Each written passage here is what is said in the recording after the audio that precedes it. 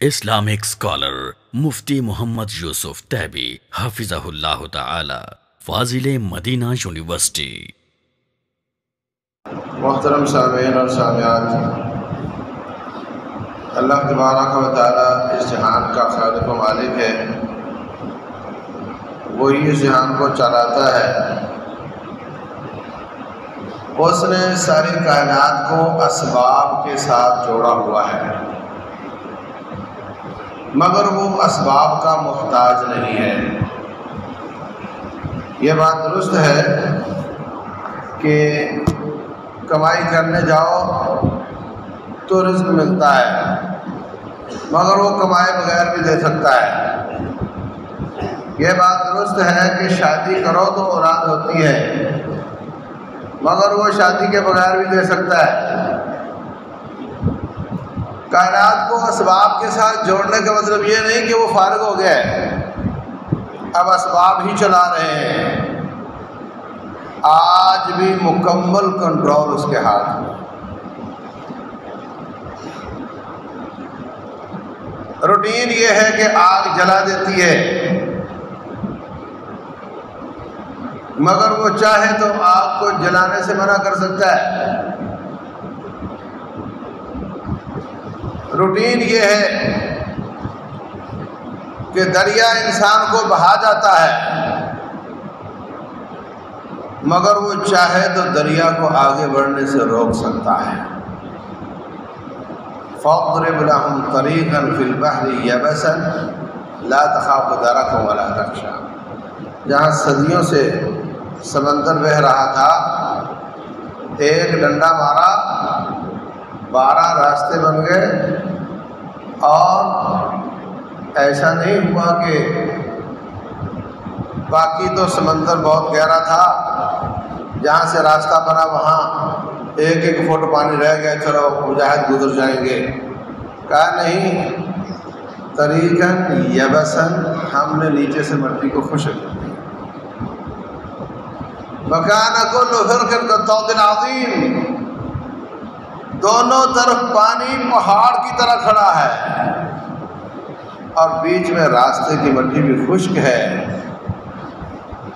موسیٰ علیہ السلام جا رہے ہیں اپنی قوم کو لے کر۔ قوم نے یہ سمجھا کہ کائنات اسباب کے ساتھ ہے۔ اسباب یہ بتاتے ہیں کہ اب کوئی بچنے کی شکل نہیں۔ اِنَّا لَمُدْرَكُونَ، اب تو پکڑے گئے۔ آگے سمندر، اس میں گئے تو مارے گئے، پیچھے فرعون کی فوج، وہ آ گئی تو مارے گئے۔ اب ہمارے بچنے کی کوئی شکل نہیں۔ جو اسباب کو سب کچھ سمجھتا ہے، اس کے نزدیک تو اب بچنے کی کوئی شکل نہیں، لیکن جو اسباب کے رب پر ایمان لاتا ہے، انہوں نے کیا جواب دیا؟ کہا کلا، ہرگز ایسی کوئی بات نہیں ہے۔ ان معی ربی سیہدین، میرا رب میرے ساتھ ہے، وہ میرے راستہ بنا کر دے گا۔ رسول اللہ صلی اللہ علیہ وسلم ہجرت کے لیے نکلتے ہیں، مدینہ کی طرف جانے کی بجائے اپوزٹ سائڈ میں ہرا کے غار میں چلے جاتے ہیں۔ دشمن تلاش کرتے کرتے وہاں پہنچ جاتے ہیں۔ حضرت ابو بکر صدیق فرماتے ہیں، اے اللہ کے رسول، وہ تو یہاں بھی آ گئے صلی اللہ علیہ وسلم۔ وہ سامنے اوپر کھڑے ہیں، اگر انہوں نے اپنے قدموں کی طرف دیکھا تو ہم نظر آ جائیں گے۔ رسول اللہ صلی اللہ علیہ وسلم فرماتے ہیں، ابو بکر آپ ہمیں 2 سمجھتے ہو، ہم تو 3 ہیں، ہمارا رب ہمارے ساتھ ہے۔ ان اللہ معنا۔ تو بھائیوں، جب انسان بند گلی میں چلا جاتا ہے، جب اسباب جواب دے دیتے ہیں، وہاں پہ رب ذوالجلال کی قدرت کام کرتی ہے۔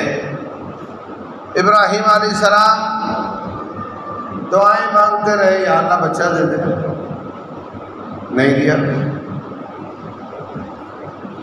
جب اسباب فراہم تھے تو نہیں دیا۔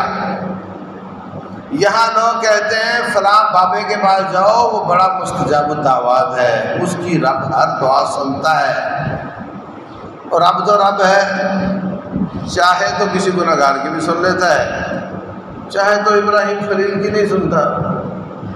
نہیں دیا بچہ۔ جب بوڑھے ہو گئے، بیوی بانجھ ہو گئی، اسباب ختم ہو گئے، پھر رب الجلال نے فرشتے بھیجے، فبشرناہ باسحاق، ہم نے ان کو اسحاق کی خبر دی، بشارت دی۔ بیوی کہتی آلد وانا عجوز وہذا بعلی شیخا، اچھا تو میں بوڑھی بانجھ ہو کر اب بچہ جنوں گی کیا؟ کیا جواب دیا؟ اتعجبین من امر اللہ، اللہ کی قدرت پہ تو تم اس طرح کا استعجاب کرتی ہو، اللہ کی طاقت پر تعجب کرتی ہو۔ وہاں تعجب والی کوئی بات نہیں، وہاں ناممکن ممکن ہو جاتے ہیں۔ وہ رب آج بھی پوری آب و تاب کے ساتھ، پوری قوتوں کے ساتھ، پوری طاقتوں اور قدرتوں کے ساتھ رب ہے۔ جتنی قوتیں اس کی پہلے تھیں اتنی ہی آج ہیں، اتنی ہی ہمیشہ رہے گی، اس کی طاقت میں کوئی کمی نہیں ہے۔ اصحاب کہف بادشاہ کے خوف سے ایک غار میں چھپ جاتے ہیں۔ اسباب یہ کہتے ہیں کہ جب انسان ایک جگہ پر لیٹا رہے تو نچلے والا جسم گل جاتا ہے، مریض بیڈ پہ پڑا رہے تو نیچے اس کے دانے نکل آتے ہیں، اس کو بار بار پہلو چینج کرنے پڑتے ہیں۔ اسباب یہ کہتے ہیں کہ وقت گزرنے کے ساتھ ساتھ انسان کے ناخن اور بال بڑے ہو جاتے ہیں، یہی فطرت ہے۔ اسباب یہ کہتے ہیں کہ جسم پر کپڑے ایک وقت آنے پر بوسیدہ ہو جاتے ہیں، لیکن یہ اللہ کے بندے آ کر کے لیٹ گئے، وَنُقَلِّبُهُمْ ذَاتَ الْيَمِينِ وَذَاتَ الشِّمَالِ، ہم ان کے پہلو خود تبدیل کرتے تھے۔ اللہ تبارک و تعالیٰ نے ان کے کپڑوں کو بوسیدہ ہونے کی اجازت نہیں دی، ان کے ناخنوں کو بڑھنے کی اجازت نہیں دی، ان کے بالوں کو بڑھنے سے روک دیا۔ تقریباً 309 سال کے بعد جب وہ اٹھے، آنکھ کھلی تو پوچھ رہے ہیں کتنی دیر سوتے رہے ہو؟ کوئی کہتا ہے 1 دن سوئے ہیں، کوئی کہتا ہے آدھا دن سوئے ہیں۔ اگر 300 سال ناخن ان کے بڑھتے، بال ان کے بڑھتے، تو وہ اتنے سپرنگ بن چکے ہوتے اور بال اس طرح دور تک جا چکے ہوتے کہ وہ بالوں کے ٹانگوں میں الجھنے سے گر جاتے۔ 3 صدیاں بھائی، اور پھر اٹھتے تو کپڑے جسم پر نہ ہوتے۔ یہ سوال نہیں بنتا کہ تم کتنی دیر سوتے رہے ہو۔ اللہ قدرتوں والے نے ان کی ذات کی حفاظت تو کی، ان کے جسم کے ساتھ لگے ہوئے کپڑوں کی بھی حفاظت کی، اور ان کے بالوں اور ناخنوں کو بڑھنے سے بھی روک دیا۔ اور کوئی شخص 309 سال تک بھوکا زندہ نہیں رہ سکتا، رب الجلال نے ان کو زندہ رکھ کر دکھا دیا۔ یہ اللہ ہے۔ آپ نے کبھی سنا ہوگا، کبھی آسمان پر قوس قزح نظر آئے تو کہتے واہ بھائی واہ، قدرت کے نظارے دیکھو۔ کبھی آپ نے سنا ہوگا بھائی وقت جو ہوتا ہے نا بڑا ظالم ہوتا ہے، نعوذ باللہ، وقت اپنا بدلہ لے لیتا ہے۔ دیکھو کبھی عمران یہ بات کہتا تھا آج کس حالت میں ہے، کبھی نواز یہ بات کرتا تھا آج کس حالت میں ہے۔ ڈرنا چاہیے، وقت اپنا بدلہ لے لیتا ہے۔ یہ جو جملے ہیں یہ سارے اللہ تبارک و تعالیٰ کی نفی بدلانا. یہ کہنا چاہیے اللہ کی قدرت کے نظارے دیکھو. اللہ تعالیٰ بدلہ لے لیتا ہے، وہ عزیز ذو انتقام ہے. اللہ تبارک و تعالیٰ کا ہی سب کچھ ہے، وہی ہمیں پیدا کرنے والا، وہی کائنات کو چلانے والا، اور جس طرح وہ چاہتا ہے ویسے ہی کائنات چلتی ہے. جو اس نے لکھا ہے اس کے مطابق چلتی ہے. اللہ کو کوئی سرپرائز نہیں دے سکتا کہ اللہ نے سوچا ہی نہ ہو جناب وہ ایسا ہو جائے. ہر چیز مکمل، پہلے سے تیار شدہ نقشے، پہلے سے تیار شدہ اندازے، اس کے علم، اس کی تقدیر کے مطابق چل رہی ہے. اس میں سے چند چیزوں کا اختیار اس نے تجھے دیا ہے جس کو شرعی امور کہتے ہیں. اذان ہو جائے تو تم نے نماز پڑھنی ہے، پیسہ ہو تو زکوٰۃ دینی ہے، پیسہ ہو تو حج کرنا ہے. شرعی امور میں تجھے اختیار دیا ہے، باقی سارے امور ویسے ہی چلتے ہیں جیسے وہ چاہتا ہے. آج بھی ویسے ہی چلتے ہیں، لیکن جو اسباب کو رب سمجھتے ہیں وہ پریشان ہو جاتے ہیں. یہ اسباب تو یہ بتاتے ہیں. جو کہتا ہے سائنس یہ کہتی ہے، وہ اکثر اوقات رب کی نفی کر رہا ہوتا ہے. قرآن یہ کہتا ہے مگر سائنس تو یہ کہتی ہے. پورے یورپ سے عیسائیت کی جڑ کاٹ دی اس سائنس نے کہ دیکھو جی تمہاری تورات یہ کہتی ہے اور ہمارا تجربہ تو یہ کہتا ہے، آؤ میں آپ کو دکھاتا ہوں. نوجوان کہتا ہے یہ تمہاری آنکھ دیکھ رہی ہے ایسے ہی ہے جیسے سائنس کہتی ہے، اور پوپ صاحب جس طرح تم کہتے ہو یہ تو اس طرح تو نہیں ہے. یاد رکھو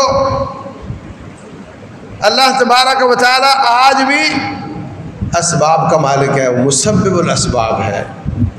اسباب کے پیچھے وہ ہے، وہ جس سبب کو چاہے ایکٹیویٹ کر دے، جس کو چاہے نہ ایکٹیویٹ کر دے. رسول اللہ صلی اللہ علیہ وسلم کو خیبر کے موقع پر زہریلی بکری کا گوشت کھلایا گیا. آپ منہ میں ایک لقمہ ڈال چکے تھے، اللہ نے بتا دیا، وہ لقمہ واپس کر دیا. ایک ساتھی نے وہ نگل لیا، وہ شہید ہو گیا. آپ پر بھی اثرات ہو گئے، اللہ نے بچا لیا. جب آپ کا آخری دن آیا، صحیح بخاری کی حدیث ہے، عائشہ وہ جو خیبر کے موقع پر، خیبر 5 ہجری میں ہوا، وفات آپ کی 10 ہجری میں ہوئی. 5 سال پہلے جو زہریلی بکری کا مجھے گوشت کھلایا گیا تھا، وہ زہر اب میری شہ رگ کو کاٹ رہا ہے. اللہ نے اس وقت تک اس کو ڈی ایکٹیویٹ کیا رکھا، اب جب لے جانا ہی ہے تو اس کو ایکٹیویٹ کر دیا تاکہ شہادت کا مرتبہ مل جائے. ہمارے جسم میں ہماری موت کے اسباب بہت زیادہ موجود ہیں. دل دھڑکتا ہے تو آپ زندہ ہیں، زیادہ دھڑکے تو موت ہے. خون چلتا ہے تو ہم زندہ ہیں، زیادہ پریشر بن جائے، کہیں سے پھٹ جائے تو موت ہے. اپینڈکس کے گرود ہوتے ہیں، وہ کسی کام کے لیے رب نے لگائے ہوئے ہیں، پھٹ جائے تو موت ہے. وَفِي أَنفُسِكُمْ أَفَلَا تُبْصِرُونَ، تمہاری اندر ہماری نشانیاں ہیں، تمہیں نظر کیوں نہیں آتی؟ یہ باتیں تو بڑی بڑی ہیں. اللہ تبارک و تعالیٰ انسان کی ہر لمحے نگرانی کرتا ہے. اگر رب ذوالجلال نگرانی نہ کرے تو انسان کوئی بھی زندہ نہیں رہ سکتا. قُلْ مَنْ يَكْلَؤُكُمْ بِاللَّيْلِ وَالنَّهَارِ مِنَ الرَّحْمَنِ، اے نبی صلی اللہ علیہ وسلم ان سے پوچھو کہ دن رات تمہاری نگرانیاں کون کرتا ہے؟ وَيُرْسِلُ عَلَيْكُمْ حَفَظًا، اللہ نے فرشتوں کی ڈیوٹی لگا رکھی ہے، وہ تیری حفاظت کرتے ہیں، ان کے پاس چیک لسٹ ہے، تیری تقدیر میں جو جو تکلیف لکھی ہے اس کے علاوہ بے شمار تکلیفیں تجھے آنا چاہتی ہیں، وہ اللہ کے فرشتے تیری حفاظت کرتے ہیں، اور جب وہ تکلیف کی باری آتی ہے جو لکھی ہے اس وقت وہ تیری حفاظت روک دیتے ہیں تاکہ اللہ کا لکھا سچا ہو جائے۔ اگر آپ کو ہر وہ تکلیف جو آنا چاہتی آ جائے اور فرشتے حفاظت نہ کریں، ایک لمحہ زندہ نہیں رہ سکتے، ایک لمحہ زندہ نہیں رہ سکتے۔ اللہ اکبر۔ رسول اللہ صلی اللہ علیہ وسلم فرماتے وَأَصْلِحْ لِي شَأْنِي كُلَّهُ، یا اللہ میرے سارے حالات درست کر دے، وَلَا تَكِلْنِي إِلَىٰ نَفْسِي طَرْفَةَ عَيْنٍ، آنکھ بند کر کے کھولنے کی مدت بھی مجھے میرے سپرد نہ کرنا، اپنے سپرد رکھ۔ آنکھ بند کر کے کھولنے کی مدت بھی اگر میں اپنے سپرد ہو گیا تو بچوں گا نہیں، مجھے اپنے سپرد رکھ۔ ساری کائنات ایک بہت ہی پیٹنٹ قسم کے نظام کے تحت چل رہی ہے۔ یہ جو فلکیات والے بتاتے ہیں، یہ جو ستارے، یہ سیارچے ہمارے نظام شمسی کا حصہ ہیں، ان میں سے کوئی چھوٹا ہو جائے یا بڑا ہو جائے یا جگہ چھوڑ دے، آگے ہو جائے یا پیچھے ہو جائے، تو زمین یا برف کا گولا بن جائے یا آگ کا گولا بن جائے، مگر وہ سارے اپنے رب کے فرمان کے مطابق چلتے ہیں تو تو زندہ ہے۔ تجھے ختم کرنے کے لیے رب کو کچھ بھی نہیں کرنا پڑے گا۔ اصل تیری یہ ہے کہ تو تباہ ہے، برباد ہے، جب تک رب تیری حفاظت نہ کرے۔ اگر تجھے ہلاک کرنا ہو تو کچھ بھی نہ کرے، حفاظت چھوڑ دے، ساری کائنات تباہ و برباد ہو جائے گی۔ تو آج بھی وہ رب تمام توانائیوں، طاقتوں، قدرتوں اس کے ساتھ تیری نگرانی کرتا ہے، اور وہ اسباب کا محتاج نہیں بلکہ اسباب اس کے محتاج ہے۔ یہ ساری باتیں میں اس لیے عرض کر رہا ہوں کہ آج کا مسلمان جو میڈیا سے جڑا ہوا ہے، جس کی جیب میں موبائل فون ہے، سارا میڈیا اس نقطے پر محنت کر رہا ہے کہ قوم کو مایوس کیا جائے۔ ایسے تازیانے برستے ہیں، وہ خبر آ گئی، پتہ چلا یہ ہو گیا ہے، پتہ چلا وہ ہو گیا ہے، فلاں پارٹی نے یوں کر دیا، فلاں نے یوں کر دیا، فوج نے ایسے کر دیا۔ ایسے فتنے، ایسی خبریں، ایسے مایوس کن حالات کہ انسان سمجھتا ہے، اور خاص طور سے باہر بیٹھا ہوا آدمی سمجھتا ہے کہ پتہ نہیں پاکستان میں اب کوئی خالی انسان بچے ہوں گے جو وہاں کے حالات ہیں۔ کوئی بندہ ملے گا وہاں تو اب جو وہاں پہ صورتحال چل رہی ہے۔ سارے میڈیا، کوئی حکمران کے حق میں ہو، کوئی اپوزیشن کے حق میں ہو، اس کے اپنے اپنے موقف ہوں گے، مگر ایک جملے پر، ایک نقطے پر سب متفق ہیں کہ قوم کو مایوس کیا جائے، رائی کا پہاڑ بنا کر دکھاتے ہیں۔ یوسف علیہ السلام کو بھائی لے گئے، جا کر کنویں میں ڈال دیا، پھر بعد میں رپورٹ بھی نہیں لی کہ پھر کیا بنا ہمارے بھائی کا، بنتا رہے جو بنتا ہے، آ گئے۔ اب ان کو نہیں پتا کہ اس کے ساتھ کیا ہوا، یہی سمجھ رہے ہیں کہ مر گیا ہوگا بیچارہ۔ لمبا قصہ ہے۔ اللہ نے کنویں سے نکالا، بادشاہ کے گھر میں لے گیا، وہاں سے جیل میں چلے گئے، جیل سے واپس آئے تو تخت پر بیٹھ گئے، وزیر خزانہ بنے۔ اس کے بعد پھر اللہ تعالیٰ نے ان کو اوور آل حکمران بنا دیا۔ بھائی لوگ کھانا جانا لینے کے لیے آئے، ایک بار دے دیا، بولے اگلی بار بھائی کو لے کر آنا ورنہ کچھ نہیں ملے گا۔ بہلا پھسلا کر والد صاحب کو، بھائی کو بھی لے گئے۔ یوسف علیہ السلام نے بھائی کو اپنے پاس رکھ لیا۔ اب دوسری چوٹ لگ گئی والد صاحب کو۔ یعقوب علیہ السلام نے رو رو کر اپنی حالت خراب کر لی، حتیٰ کہ آنکھیں جاتی رہیں۔ نابینے ہو گئے، بوڑھے بھی ہو گئے۔ بوڑھے اور نابینے کا سہارا کون ہے؟ وہی بچے جو بچے کے جنہوں نے یہ سارا کچھ کیا ہے۔ یعقوب علیہ السلام کو پتہ ہے کہ انہوں نے کیا ہے، اور وہی بڑھیپے کا سہارا ہے، اور وہی ان کے خلاف ہیں، اور ان کو ہی کہتے ہیں یا بنی اذهبوا فتحسسوا من یوسف، بیٹو جاؤ تو صحیح، کہیں سے کوئی خبر حاصل کرو، کوئی معلومات تو لو کہ میرا بیٹا یوسف کہاں ہے اور اس کا بھائی کہاں ہے۔ وَلَا تَيَأْسُوا مِن رَوْحِ اللَّهِ، اللہ تعالیٰ کے فضل سے مایوس نہ ہو۔ اللہ کے فضل سے مایوس وہ ہوتا ہے جو کافر ہوتا ہے، مسلمان نہیں ہوتا۔ ذرا تصور کرو، کسی کی اولاد غلط ہو، نافرمان ہو، تو پھر وہ ان سے کہے گا، پھر وہ کسی بانجے بھتیجے سے کہہ سکتا ہے، کسی پولیس والے سے کہہ سکتا ہے، کچھ اور کر سکتا ہے، لیکن یہاں اتنی پریشان کن صورتحال ہے کہ بڑھیپا بھی ہے، نابینا بھی ہو گئے ہیں، بچوں کا غم بھی بہت ہے، اور کہنا پھر انہی کو پڑتا ہے کہ جن کے بارے میں ہے کہ انہوں نے سارا کچھ کیا دھرا ہے۔ اللہ اکبر۔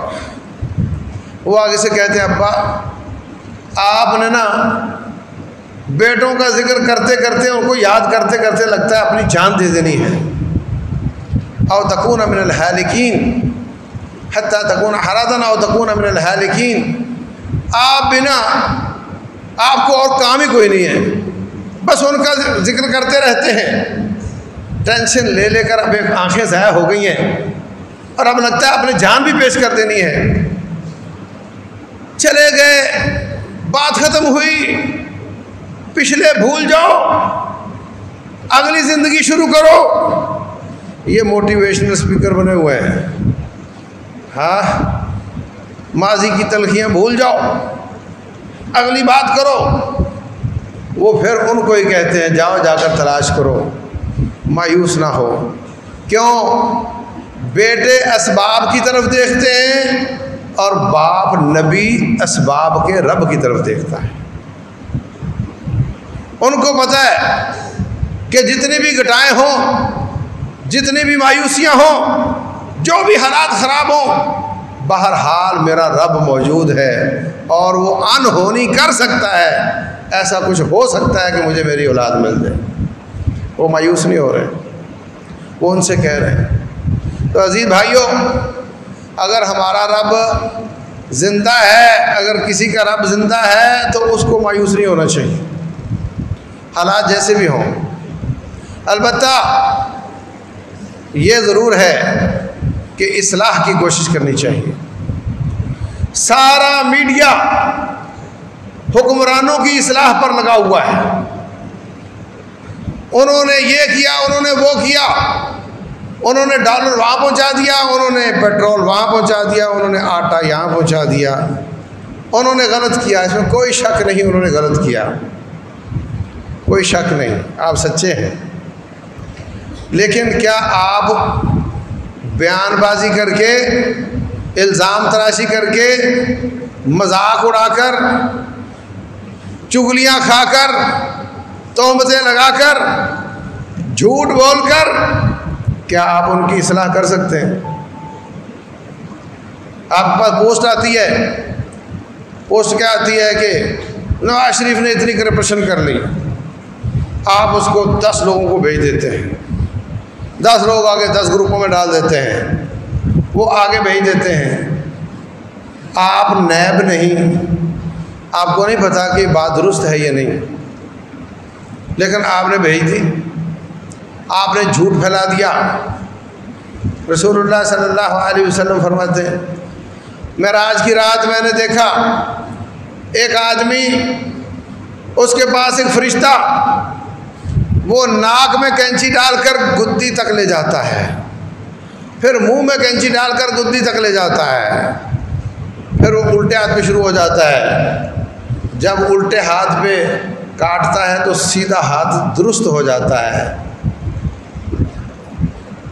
پھر وہ دائیں طرف کو شروع کر دیتا ہے تو بایاں صحیح ٹھیک ہو جاتا ہے، پھر وہ بائیں کو شروع کر دیتا ہے تو دایاں ٹھیک ہو جاتا ہے، قیامت تک اس کے ساتھ یہی سلوک ہوگا۔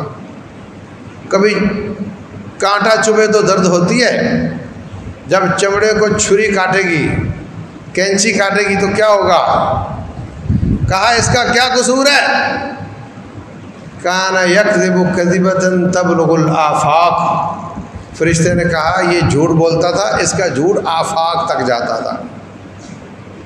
اس کا صاف مطلب ہے کہ ٹویٹر استعمال کرتا ہوگا، فیس بک کیا ہوگا، فیس بک کیا ہوگا، ورنہ اور کوئی طریقہ نہیں کہ زمین کے کناروں تک وہ جھوٹ جا سکے۔ اس نے کرپشن کی، تو نے تہمت لگائی، جھوٹ بولا اور اس کو آفاق تک پہنچا دیا۔ وہ قیامت والے دن اپنی کرپشن کا جواب دے گا، اور تو جھوٹ کا جواب دے گا، اور تو الزام تراشی کا جواب دے گا، اور تجھے اس کو اپنی نیکیاں دینی پڑیں گی۔ رسول اللہ صلی اللہ علیہ وسلم فرماتے ہیں، ابن ماجہ کی حدیث ہے، فرمایا جب کوئی قوم ماپ تول میں کمی کرتی ہے تو اللہ تعالیٰ اس کو 3 سزائیں دیتا ہے۔ قرآن میں 2 سزائیں ہیں۔ شعیب علیہ السلام کی قوم ماپ تول میں کمی کرتی تھی، ان کو زلزلہ آ گیا، تباہ ہو گئے، اور بادل آیا، سب کہنے لگے واہ بھائی واہ بارش آ رہی ہے، وہ بادل کے نیچے ہو گئے، آسمان سے عذاب نازل ہوا، تباہ ہو گئے۔ 2 سزائیں ان کو رب نے دی۔ اور نبی صلی اللہ علیہ وسلم فرماتے ہیں اس امت کے جو ماپ تول میں کمی کرنے والے ہیں ان کو رب 3 سزائیں دے گا۔ نمبر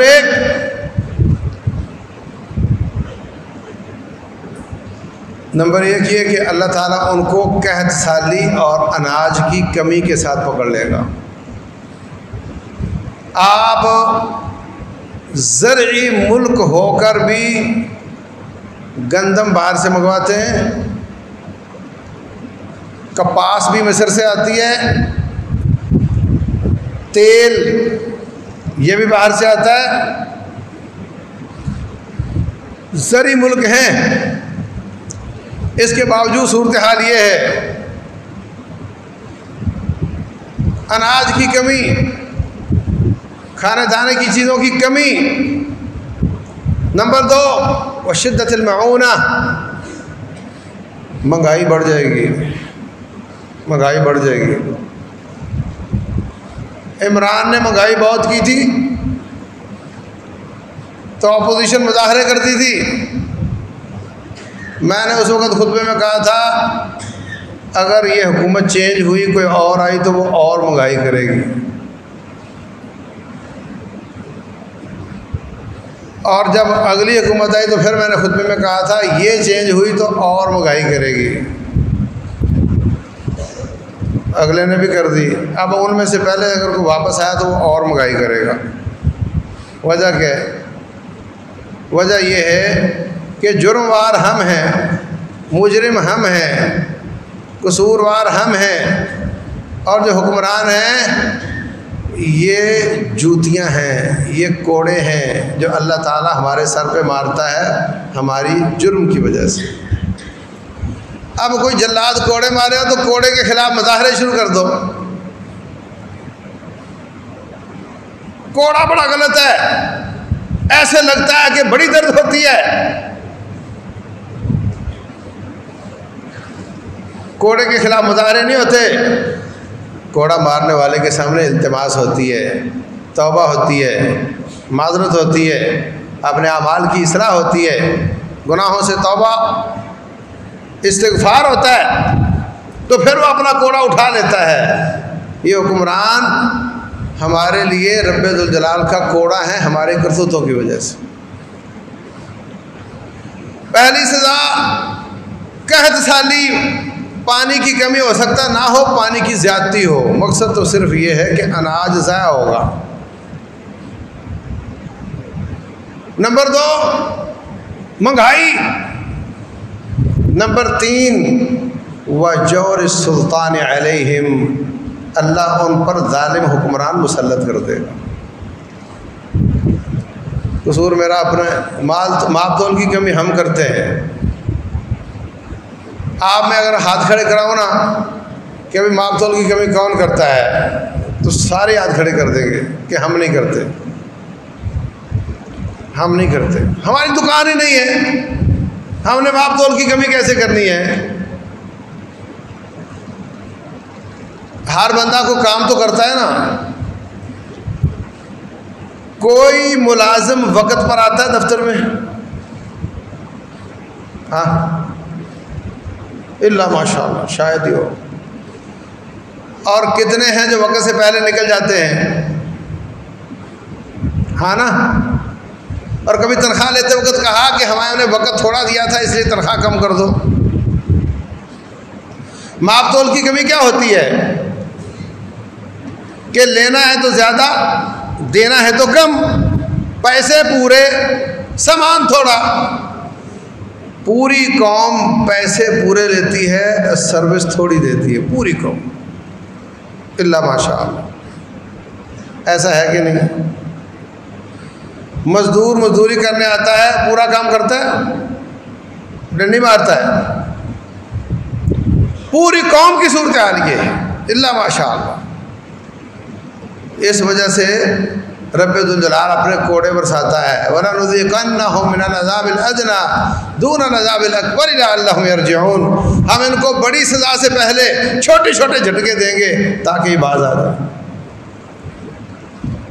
وَلَوْلَا إِذْ جَاءَهُمْ بَأْسُنَا تَضَرَّعُوا، ایسا کیوں نہیں ہوا کہ جب ہم نے ان کو جھٹکے دیے تو یہ گڑ گڑاتے، روتے، سوری کرتے، واپس آ جاتے، اصلاح کر لیتے۔ وَلَٰكِن قَسَتْ قُلُوبُهُمْ وَزَيَّنَ لَهُمُ الشَّيْطَانُ مَا كَانُوا يَعْمَلُونَ۔ دل اتنے سخت ہو چکے ہیں، سب ایک نقطے پہ اتفاق کر رہے ہیں اللہ ماشاء اللہ کہ بس موبائل پہ بیٹھو اور کسی بندر نچانے والے کے سر کاٹ کے اوپر عمران کا لگا دو، اوپر نواز کا لگا دو، اور وہ ہنسو، اس پہ نیچے ہاں ہاں لکھ دو اور 50 کو بھیج دو۔ یہ کام رہ گیا۔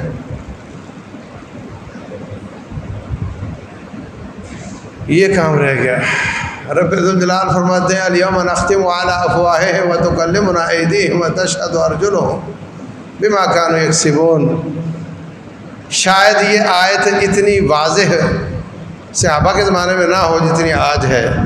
جب اللہ منہ پہ مور لگا کے انگوٹھا بلوائے گا نا کہ کیا کیا کیا لکھتا تھا اور کیا سینڈ کرتا تھا، تو بہت کچھ بولے گا۔ یہ ہاتھ بولے گا، گناہ کماتے ہیں، بے شمار گناہ کماتے ہیں، الزام، جھوٹ، چغلی، مذاق،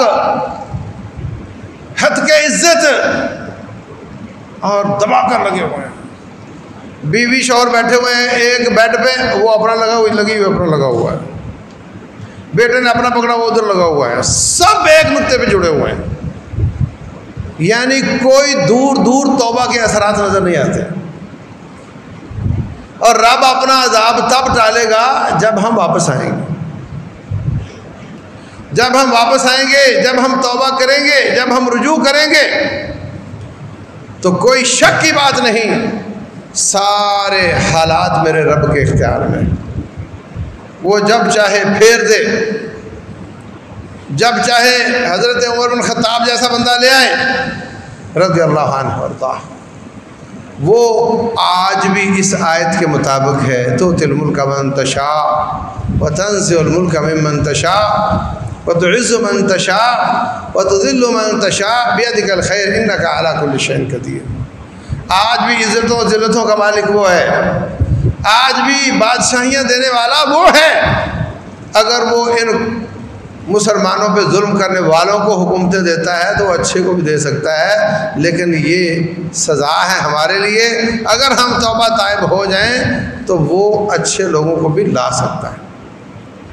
آپ کو نہیں جی فلاں کے ہوتے ہوئے یہاں اچھا کوئی نہیں آ سکتا، تو اس کے مطلب تو رب کا شریک بنا رہا ہے کہ اسباب رب کے مقابلے میں کھڑے ہو گئے ہیں اور رب بے بس ہو گیا، نعوذ باللہ۔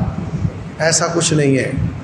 اپنا ایمان ریویو کرو، اپنا ایمان تازہ کرو، گناہوں سے توبہ کرو، اعمال کے درست کرو، انشاءاللہ رب ذوالجلال والاکرام نے اس ملک سے بڑے کام لینے ہیں، اللہ تعالیٰ لے گا اور ہمارے ذریعے لے گا۔ غزوہ ہند بھی ہوگا، مہدی صاحب کا تعاون کرنے والے لوگ بھی یہاں سے جائیں گے، ایک بار پوری زمین پر اللہ تعالیٰ کا دین قائم ہوگا۔ یہ سب کچھ ہونے والا ہے، بس ضرورت اس بات کی ہے کہ ہم مایوس ہونے کی بجائے اپنے اعمال کو درست کریں۔ میں حکمران کو ٹھیک نہیں کر سکتا، میں اپنے ہاتھ باندھ سکتا ہوں، اپنی زبان کو روک سکتا ہوں، اپنی اصلاح کر سکتا ہوں، اپنے بچے بیوی کی اصلاح کر سکتا ہوں۔ جو ہمارے کام ہیں ہم کریں، پھر جو رب کے ہیں وہ رب کرے گا۔ اللہ تبارک و تعالی سمجھنے اور عمل کرنے کی توفیق